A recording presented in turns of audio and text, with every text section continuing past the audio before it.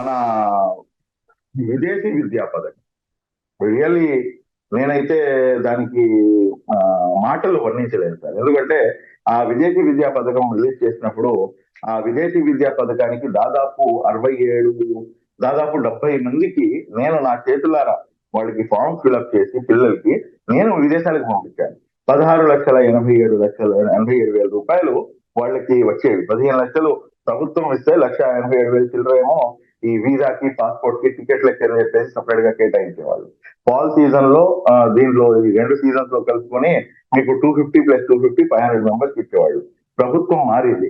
మారంగానే మాకు సంబంధం లేదు అనేసాడండి. మాకు సంబంధం లేదు, మేము ఇవ్వం అంటాడు. ఇప్పుడు మిమ్మల్ని నమ్మి, ప్రభుత్వాన్ని నమ్మి అక్కడికి వెళ్ళి పేదలు అక్కడ విద్యను అభ్యసిస్తుంటే మీరేమో నాకు సంబంధం, మీ కూతుర్ల మట్టుకు పోయి మీరు బ్రహ్మాండంగా మీ కూతుర్లకి మీరు ఏమైనా ఎక్కడైనా మీరు చదివించుకోవచ్చు.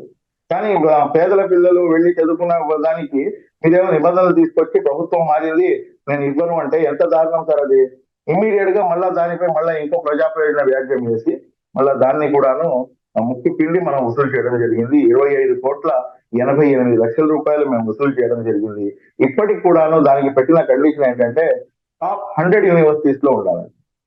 ఏమైనా బుద్ధుల్ని మాట్లాడుతున్నారా, బుద్ధి లేకుండా మాట్లాడుతున్నారా, లేకపోతే కావాలని చెప్పేసి మైనార్టీ సమాజాన్ని లేకపోతే బడుగు బలహీన వర్గాన్ని చదువు నుంచి ఏదైతే విదేశీ విద్య ఉందో ఆ విదేశీ విద్య నుంచి దూరం పెట్టడానికి ఇటువంటి పనులు చేస్తున్నారో అర్థం కాదు.